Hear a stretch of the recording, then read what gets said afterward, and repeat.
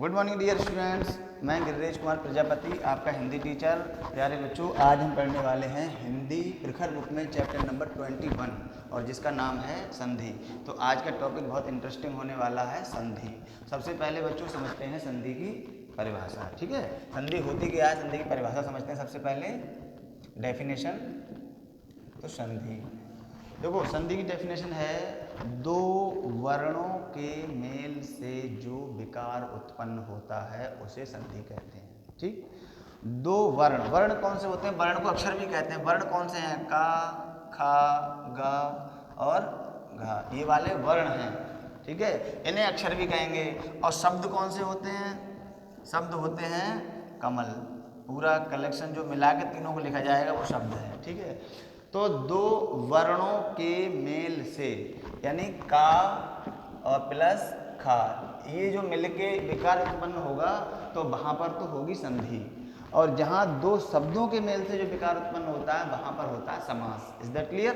ठीक है, तो समास की बात मैंने आपको समझा दी, लेकिन समास की बात अभी नहीं करूँगा। हमारे टॉपिक चूँकि आज का है संधि, तो संधि पे ही बात करते हैं। तो फिर समझते हैं एक बार।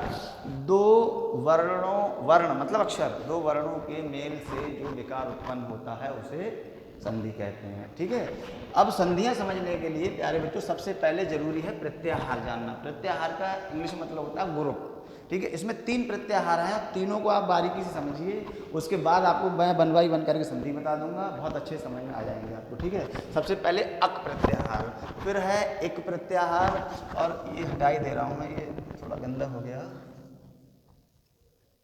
एड़ प्रत्याहार। कुछ जगह पे अड़ापा छोटी ई यानी लघु ई की पाई यानी मात्रा, पाई मतलब लघु ई की मात्रा भी लगी हुई है, लेकिन कुछ बुक्स में एड़ है, तो ज़्यादातर बुक्स में ऐसे ही लिखा, तो आप ऐसे ही लिखिए। ठीक है, तो तीन प्रत्याहार हो गए, अक प्रत्याहार, इक प्रत्याहार और एड़ प्रत्याहार। प्रत्याहार का मतलब होता है ग्रुप। क्या हो गया? ठीक है, तो अक प्रत्याहार का मतलब क्या है? अक प्रत्याहार में इतने वर्ण हैं, आ, ई, उ, रिर, री और लिर और लिरी। तो ये वाले जो है आजकल चलन में नहीं है, तो इसे रहने दो आप, कोई बात नहीं, मैंने लिख दिए हैं लेकिन आपको जानकारी के लिए, लेकिन आप ज़्यादा डिस्टर्बेंस नहीं, इधर वाली छोड़ सकते हैं आप। ठीक है, इक प्रत्याहार में कौन कौन से हैं? आ और आ यानी लघु आ और दीर्घ आ, ये दो छोड़ दो। उसके बाद इक प्रत्याहार में ई से स्टार्ट होंगे और अक प्रत्याहार में आ और आ से स्टार्ट होंगे। ठीक है, तो समझ गए आप? अक प्रत्याहार ये हो गया पूरा, इक प्रत्याहार ये हो गया, और एड़ प्रत्याहार में चार वर्ण होते हैं, ए ओ और औ। अगर ये प्रत्याहार आपने समझ लिए तो संधियाँ बहुत नॉर्मल हैं, ये आपको एक हिसाब से याद करने हैं और आगे आने वाले उसमें कोई दिक्कत होने वाली नहीं है। संधियों के प्रकार, संधियाँ बच्चे तीन टाइप की होती हैं, 3 प्रकार होते हैं। नंबर 1 स्वर संधि, व्यंजन संधि और विसर्ग संधि। ठीक है, तो इसमें सबसे ज़्यादा मोस्ट इंपॉर्टेंट स्वर संधि होती है, और दूसरा है व्यंजन संधि, तीसरी है कौन सी? विसर्ग संधि। वैसे तो सभी इंपॉर्टेंट है, लेकिन आपके 7th क्लास के अकॉर्डिंग सबसे ज़्यादा मोस्ट इंपॉर्टेंट कौन सी है? आपको स्वर संधि। अगर स्वर संधि समझ गए आप तो व्यंजन और विसर्ग समझने में कोई दिक्कत होने वाली नहीं है। लेकिन संधि याद रहे, मैं बार बार हाईलाइट करके बोल रहा हूँ, संधियाँ समझने के लिए सबसे पहले ग्रुप को जानना जरूरी है। 3 ग्रुप हैं। ठीक, अक प्रत्याहार में लघु आ से स्टार्ट होंगे और लेर और लिरी तक जाएंगे, लेकिन ये लास्ट भी छोड़ सकते हो आप। ठीक है, ये वाले, लेकिन जानकारी को लिखे हैं मैंने। दूसरा है इक प्रत्याहार, वहाँ पर ये आ से स्टार्ट नहीं होगा, ई से स्टार्ट होंगे, और एंड प्रत्याहार में ए ओ और औ, 4 आने वाले हैं। सही है, तो प्रत्याहार आई होप मुझे लगता है आप समझ में आ गया होगा आपको। और संधियों के 3 प्रकार हैं, स्वर संधि, व्यंजन संधि और विसर्ग संधि। ठीक, तो सबसे पहले हम आपको कौन सा पढ़ाएंगे बच्चों आज? स्वर संधि। मोस्ट इंपोर्टेंट है ये सबसे ज़्यादा, स्वर संधि। और स्वर संधि में भी 5 टाइप्स हैं, वैसे तो 7 हैं लेकिन आपके इसमें 5 हैं। ठीक है, तो आप 5 समझिए। एक फॉर्मूला लिखा हुआ है मैंने, ये मेरा खुद का बनाया हुआ है, दिया गु बिरा। दिया गु बिरा का मतलब है पहले आएगी सबसे दीर्घ संधि। मैं इसको खोल के बता दे रहा हूँ आपको, दीर्घ संधि सबसे पहले कौन सी आएगी बच्चों? दीर्घ संधि। फिर इयड़ संधि, कौन सी आएगी? इयड़ संधि। फिर आएगी गुण संधि। फिर कौन सी आती है? गुण संधि, एजन लगाए दे रहा हूँ यहाँ पे। फिर आती है वृद्धि संधि। फिर कौन सी आएगी? वृद्धि संधि। और उसके बाद में कौन सी आएगी? अयादि संधि। दो और होती है, एक पूर्व रूप संधि होती है, एक पर रूप संधि होती है, उसे छोड़ सकते हैं आपसे, जितना कोर्स में है आप उतना समझिए आप। तो सबसे पहले स्वर संधि में कितने टाइप हो गए बच्चों? 5। दीर्घ संधि, यण संधि, गुण संधि, वृद्धि संधि और अयादि संधि। यहाँ तक क्लियर है? ठीक है। तो आपने जाना कि संधियों के 3 प्रकार हैं, स्वर संधि, व्यंजन संधि और विसर्ग संधि। 3। उस 3 में सबसे पहला कौन सा है? स्वर संधि। स्वर संधि भी कितने टाइप की होती है? 5 टाइप्स की, यानी 5 प्रकार की। दीर्घ संधि, यण संधि, गुण संधि, वृद्धि संधि, अयादि संधि। पूर्व रूप और पर रूप 2 और होती है, लेकिन वो आपके कोर्स में अभी नहीं है, तो आपको इतनी जाननी है केवल। तो नंबर 1 स्टार्ट करते हैं, दीर्घ संधि। बहुत इंटरेस्टिंग होने वाली है, आप बहुत ध्यान से समझना, बहुत अच्छे समझ में आएगी। कुछ बच्चों का ये कहना था कि सर वीडियो इसकी बनाइए आप संधि की। वैसे तो लाइव क्लास लेता ही हूँ मैं, लेकिन स्पेशल वीडियो इसलिए है आपको ताकि अच्छे से संधियाँ समझ में आएँ आपको। मेरा मोटिव यही है। तो दीर्घ संधि समझते हैं सबसे पहले। अब हम आपको बताते हैं दीर्घ संधि। दीर्घ संधि में क्या है? दीर्घ संधि की एक संस्कृत में सूत्र होता है, अका सवर्ण दीर्घा। अका सवर्ण दीर्घा, अगर संस्कृत पढ़ी होगी आपने तो अका सवर्ण दीर्घा का मतलब है कि अगर जैसे मान लीजिए ये लघु आ है और उसके बाद में दीर्घ आ, तो बाद में इसका परिणाम क्या बनेगा? दीर्घ हो जाएगा। ये बात समझने की है, ठीक है। जैसे लघु आ और दीर्घ आ यानी छोटा बड़ा, तो लास्ट में बनेगा क्या? बड़ा ही बनेगा। ऐसे ही जैसे आपने अगर यहाँ पर क्या ली है, पहले लघु ई, नहीं इसको हटाओ पहले, ये चीज़ समझने की है। अगर आपने पहले दीर्घ आ ले लिया, फिर लघु आ लिया यानी छोटा बड़ा, ठीक है, तो पहले ये ले लिया बाद में ये ले लिया, तब भी बनेगा दीर्घ ही, बनेगा बड़ा ही। परिणाम आप खुद बना के चेक करना। अब आइए यहाँ पर लघु ई प्लस दीर्घ ई यानी छोटी और बड़ी, तो बना के क्या बन क्या जाएगी? बड़ी बन जाएगी। ये चीज़ समझने की है बस। इसको पहले रख दो, इसको बाद में रख दो, ठीक है। दीर्घ ई पहले आ गई, लघु ई बाद में, माफ कीजिए ये लघु ई, ये लघु है यानी छोटी है, ये बड़ी है ये छोटी, तो बाद में बनेगी क्या? परिणाम मतलब बड़ा बनेगा। ये चीज़ समझने की है, ठीक है। यही मतलब होता है अका सवर्ण दीर्घा। मतलब पहले चाहे छोटा वाला आए चाहे बाद में बड़ा आए, चाहे पहले बड़ा आए चाहे बाद में छोटा आए, लेकिन बनेगा कौन सा? बनेगा बड़ा ही। यही है दीर्घ संधि, ठीक है। यहाँ तक क्लियर हो गया। अब एक एग्जाम्पल मैं रखता हूँ आपके सामने और अच्छे समझ में आएगा। जैसे हिमालय है, बहुत सटीक एग्जाम्पल है ये, आपने पहले ही पढ़ा होगा पिछले क्लासों में। अब देखिए हिमालय, तो इसकी संधि विच्छेद हम करेंगे, इसका होगा हिम प्लस आलय।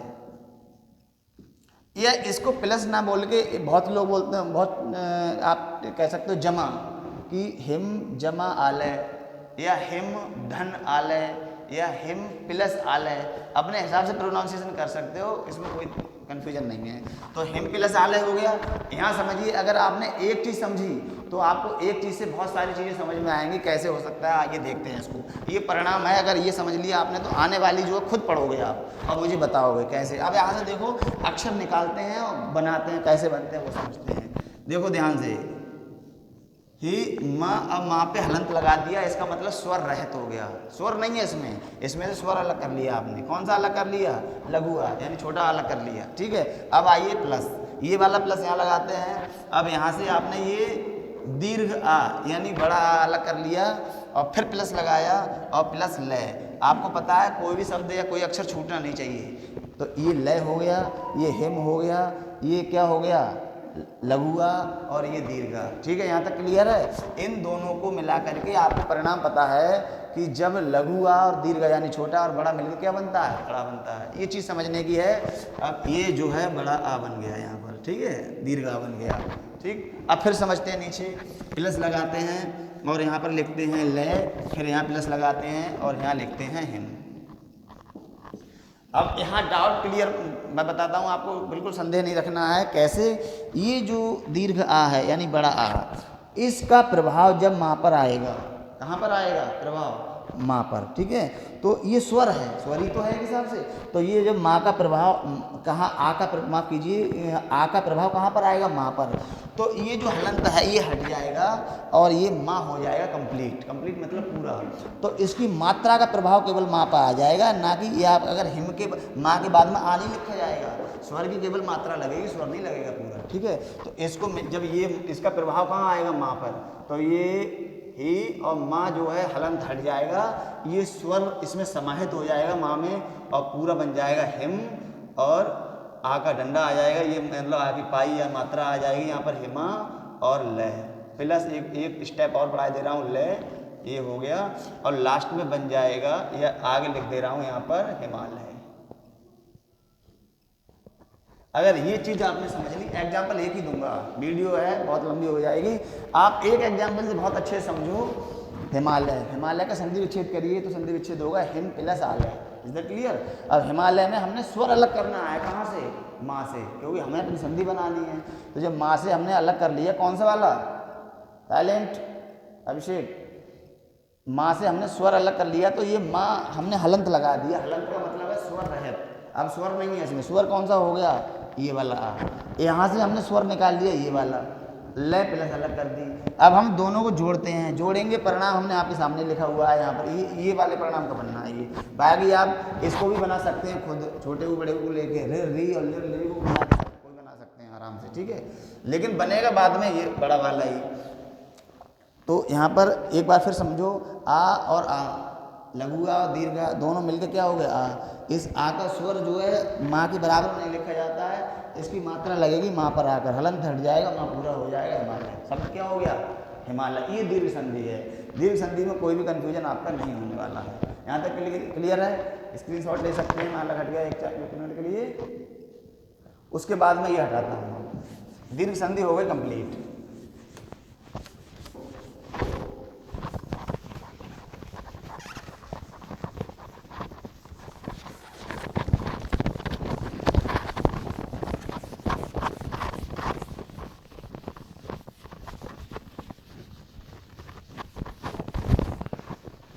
अब सेकंड नंबर पे प्यारे बच्चों कौन सी है, एण संधि। कौन सी सेकंड नंबर पे है, नंबर एक तो दीर्घ बता दी मैंने, नंबर दो है एण।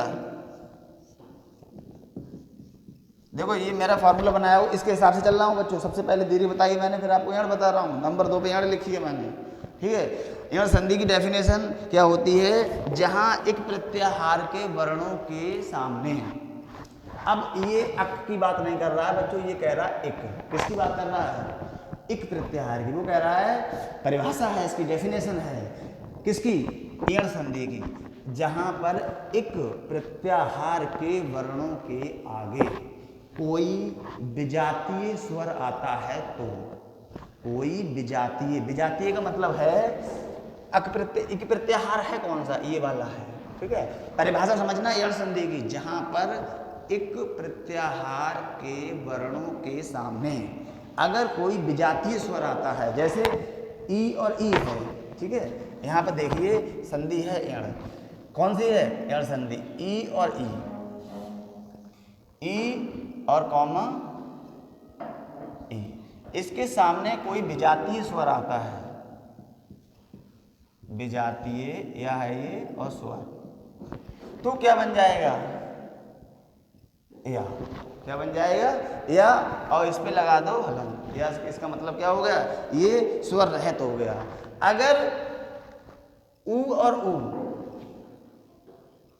ऊ कॉमा ऊ यानी लघु ऊ और दीर्घ ऊ प्लस विजातीय स्वर, विजातीय स्वर कौन सा है, छोटी ई और बड़ी ई के बाद में छोटी ई बड़ी नहीं आएगी, चाहे ऊ आ सकता है, रिर री आ सकता है, लिर और लिरी आ सकता है, ठीक है, लेकिन ई और ई के बाद में ई और ई में से ही कोई नहीं आएगा। अगर ई और ई में से कोई अगर आ गया तो संधि कौन सी हो जाएगी, दीर्घ हो जाएगी, फिर मामला गड़बड़ हो जाएगा। और हमें पढ़नी है एण संधि, ये चीज़ समझने की है केवल। तो ऊ और ऊ के बाद में अगर कोई विजातीय स्वर आता है तो बनता है वा, अब हलंत लगा दो यहाँ पर, क्योंकि ये स्वर रहित हो गया, ठीक है, यहाँ तक क्लियर है। उसके बाद में रिर और री, रिर कॉमा है प्लस नहीं है, और री, इसके बाद में अगर कोई विजातीय स्वर आएगा तो बनता है रा, और उस पर हलंत लगा दो, इसका मतलब रा आधा है, ये परिणाम है, ये समझना ध्यान से। तो या वा रा, और ये वाले आपके चलन में नहीं है, लेकिन जब है तो बता दे रहा हूँ मैं, लिर और लिरी, प्रोनाउंसिएशन अपने हिसाब से भी कर सकते हो जैसे आप बोलना चाहो, लेकिन जैसे मैं कर रहा हूँ वैसे करो तो ज़्यादा उचित है, ठीक है। तो लिर और लिरी, इसके अगर साथ में कोई विजातीय स्वर आएगा या व रा और ये फिर हो जाएगा ला। सही, हलंत लगा दो। हलंत का मतलब है स्वर रहित और स्वर सहित, दो अंतर हैं। रहित का मतलब है उसमें स्वर नहीं है और सहित का मतलब है उसमें स्वर समाहित है। रहित और सहित समझो वरना कंफ्यूजन उत्पन्न करोगे। एक मिनट देखो, स्वर रहित, बहुत ध्यान से समझना, विशेष संधियां हैं, हल्के मत लेना बच्चों से। और स्वर सहित, मैं इसको क्लैरिफिकेशन कर रहा हूँ स्पष्ट तरीके से। स्वर रहित और स्वर सहित में क्या मतलब है? स्वर रहित का मतलब है का हलंत, यानी इसका हलंत लगा दिया, स्वर नहीं है, ये स्वर रहित है। और स्वर सहित का मतलब है का, ये का पूरा है, इसका मतलब इसमें स्वर है। तो स्वर रहित का हलंत सहित, और स्वर सहित मतलब बिना हलंत के, यानी पूरा। ठीक है, ये पक्का हो गया आपका। एक बार फिर समझते हैं संधि को, परिभाषा कि जहाँ, परिभाषा समझो, जहाँ एक प्रत्याहार के वर्णों ई ई उ ऊ, ठीक है, रेर री लेर और लेरी, इनके सामने अगर क्रम क्या आता है, अगर कोई विजातीय स्वर आता है तो क्रमशः क्या बन जाएगा? या, वा, रा और ला। Is that clear? कैसे करके बनता है परिणाम समझिए। अगर ई और ई यानी लघु और दीर्घ के बाद में कोई विजातीय, विजातीय का मतलब क्या है? विजातीय का मतलब यह है कि ई और ई में से इसके अलावा चाहे ऊ आ सकता है, रेर री आ सकता है और लेर लेरी आ सकता है। लेकिन याद रहे ई और ई के बाद में अगर कोई विजातीय स्वर आएगा तो परिणाम बनेगा या। ये चीज समझिए आप। ऊ और ऊ के बाद में अगर कोई विजातीय स्वर आएगा तो परिणाम बनेगा वा। ठीक है, हलंत, हलंत लगा हुआ है, इसका मतलब स्वर रहित है ये। रेर और री के बाद में आएगा तो वा, लेर और लिरी के बाद में आएगा। ठीक है, ये वाला आप छोड़ सकते हैं, आपके कोर्स में नहीं है, लेकिन जानकारी मैंने आपको बता दिया है। ठीक, चलिए अब इसका एक एग्जाम्पल लेते हैं। दीर्घ, कौन माफ कीजिए, दीर्घ नहीं है ये, इयड़ संधि। इयड़ संधि का एक एग्जाम्पल बताता हूँ मैं, परिणाम लिखा रहने दीजिए और मैं आपको यहाँ पर इसका एक उदाहरण देता हूँ नीचे।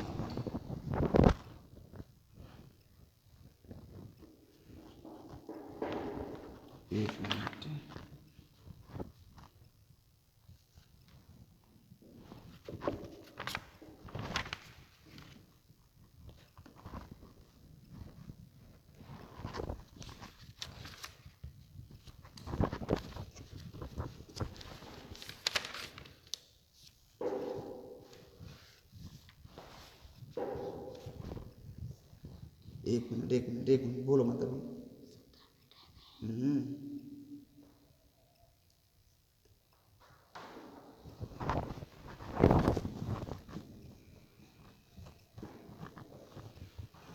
शब्द है यद्यपि, ध्यान रखना, यद्यपि इसका संधि विच्छेद होगा यदि प्लस अपि। क्या हो जाएगा इसका संधि विच्छेद? संधि विच्छेद क्या होगा, ध्यान से देखो, यदि प्लस अपि संधि विच्छेद होगा इसका, और शब्द है यद्यपि। ठीक है, अब इसका बनाते हैं परिणाम। कैसे करके परिणाम बनाते हैं ये समझो। ये शब्द लिख दिया मैंने पूरा यद्यपि, ठीक है, और इसका संधि विच्छेद क्या है? यदि प्लस अपि। अब इसमें से हम स्वर अलग हटाते हैं, परिणाम बनाते हैं, फिर चेक करेंगे इसमें कौन सा बनेगा। ये समझने की बात है। ये देखो ध्यान से, या दा पे बच्चों हलंत लगा दिया प्यारे बच्चों मैंने। यहाँ से हमने कौन सी ई अलग कर ली? कौन सी? छोटी वाली पहले। ठीक है, इसको समझते हैं। फिर प्लस आ गया और फिर यहाँ से क्या कर लिया हमने? बताओ क्या कर लिया? ये वाला जो लघु यानी छोटा वाला आ है वो अलग कर लिया, प्लस पा पर मात्रा लगाई और ये अलग कर दिया। याद रखना ध्यान से,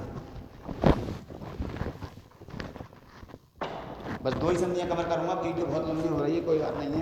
तो यदि प्लस अपि, आप समझ रहे हैं यहाँ तक? इसका संधि विच्छेद होगा यदि प्लस अपि। Is that clear? ठीक है, तो यद और ई यहाँ से अलग कर लिया हमने, ये वाला छोटा वाला, तो इसका मतलब ये दा पे हलंत लग गया, यानी दा जो स्वर रहित है, इसमें स्वर नहीं है अभी इस समय। आ अलग यहाँ से कर लिया पा, इसको मिला करके अब आप चेक करिए यहाँ पर ध्यान से देखो कि मैंने आपको परिभाषा बताई, ई और ई के बाद में अगर कोई विजातीय स्वर आता है तो कौन सा बनेगा? या बन जाएगा। सही है, तो अब आपको यहाँ पे दिख रहा है ई और ई आ गया, ई के बाद में विजातीय स्वर कौन सा आ रहा है? आ रहा। बनेगा क्या पर हमारा हलंत सहित? क्या बनेगा? या। ठीक है, तो इसको हमने या बना दिया हलंत सहित। Is that clear? यहाँ तक मुझे लग रहा है समझ में आ गया होगा आपको। अब देखो ये या नहीं है, यहाँ पर क्या है बच्चों? दा, यद, या और पी। ये समझो, ये ई और ये आ मिलकर के यहाँ परिणाम बताया मैंने, ई और विजातीय स्वर। विजातीय स्वर का मतलब अलग, ई और ई से अलग कौन सा आ रहा? आ आ रहा है। तो ई के बाद में अगर कोई विजातीय स्वर आएगा तो परिणाम बनेगा क्या? वो या मैंने यहाँ पर लिख दिया, सही है। ये हो गया पी। ये थोड़ा मात्रा कन्फ्यूजन कर रही है आपको, एक ही लगी हुई है यहाँ पर, ये समझो। यहाँ तक क्लियर है सब कुछ? यद दा पे हलंत लगा दिया, इसका मतलब स्वर नहीं है यहाँ पर, सही है।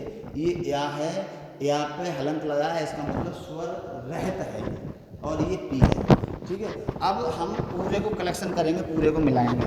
शब्द कौन सा बनना चाहिए हमारा? ये वाला, यद्यपि, ठीक है। वैसे तो आपने ये देखा, ऐसे लिखा, ऐसे यद्यपि ऐसे लिखा जाता है, वो वाला उसकी ज़रूरत नहीं है अभी, क्योंकि हम संधियाँ पढ़ रहे हैं तो हमें बिल्कुल क्लियर करके लिखना है, हर चीज़ आपको दिखानी है, ठीक है। तो यद और या और पी, ये वाला इधर जगह नहीं है, यहाँ लिखता हूँ, ठीक है। यद। अब यहाँ समझने की बात है, ये या जो स्वर रहता है, इसमें स्वर नहीं है, ठीक है। और यहाँ पर ये शब्द बनेगा तो यहाँ बनेगा, क्या बनेगा? यहाँ पर पूरा बन जाएगा, ठीक है। तो कैसे बन जाएगा वो समझते हैं। ये जो दीर्घ में कन्वर्ट हो जाएगा, ये हिंदी व्याकरण का नियम है। अगर दीर्घ में कन्वर्ट नहीं होगा, शब्द हो जाएगा निरर्थक, और हमें व्याकरण के हिसाब से लिखना शुद्ध, ठीक है।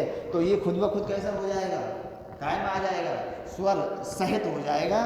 और स्वर सहित अगर नहीं हो रहा है तो व्याकरण के हिसाब से फिर हो जाएगा शब्द निरर्थक, और हमें निरर्थक बनाना नहीं, हमें बनाना सार्थक, ठीक है।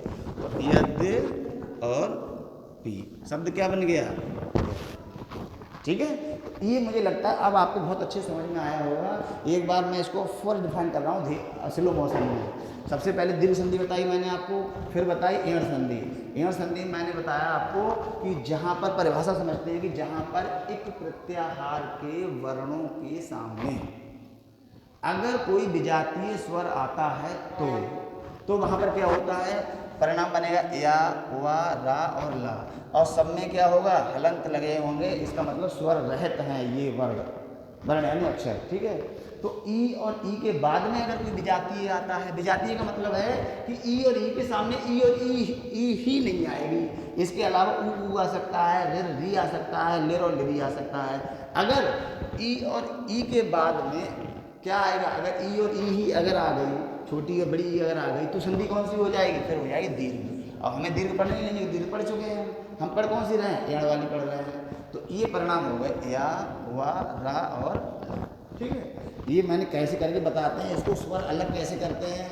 यहाँ से ये अलग ये किया, यहाँ से ये ई अलग की, इन दोनों को मिलकर कौन सा बन गया? ये सारा कुछ, ठीक है। तो आइए, मुझे लगता है बहुत अच्छे समझ में आया होगा। अगला जो है टॉपिक गुण संधि, वृद्धि संधि और अयादि संधि, ये नेक्स्ट वीडियो में करेंगे हम। तब तक